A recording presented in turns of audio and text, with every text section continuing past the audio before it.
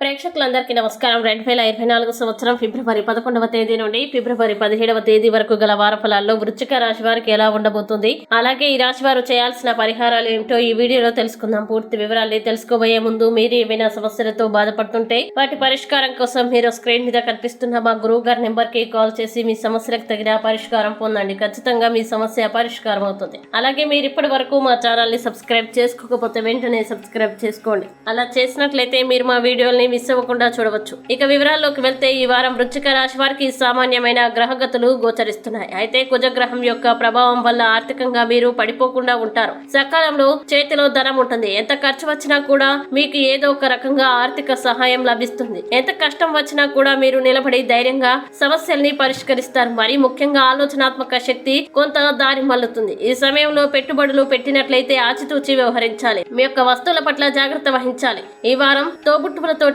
మాట పట్టింపులు ఉంటాయి. ఎక్కువ వరకు ప్రతికూల ఫలితాన్ని ఇచ్చే గ్రహాల సంఖ్య పెరిగింది. దీనివల్ల తీవ్రమైన సమస్యలు మాత్రం లేకపోయినా కూడా ఏదో ఒక విధంగా సమస్యలు వస్తూనే ఉంటాయి. మానసిక ప్రశాంతత ఉండదు. ఇంట్లో ఉన్న కుటుంబ సభ్యులతో సమస్యలు ఉంటాయి. గతంలో మీరు చేసిన పొరపాట్ల వల్ల సమస్యల్ని ఎదుర్కొంటారు. మీరు చేసే ప్రయాణాలన్నీ కూడా వాయిదా పడుతూ ఉంటాయి. తీర్థయాత్ర ప్రయాణాలు అన్ని కూడా వాయిదా పడే అవకాశం ఉంది. అలాగే కుటుంబ సభ్యుల యొక్క ప్రవర్తన తీరు కూడా ఇబ్బందిని కలగజేస్తూ ఉంటాయి. ఉద్యోగ పరంగా చికాకులు ఉంటాయి. అయినప్పటికీ ఈ సమస్యల్ని అధిగమించగలుగుతారు.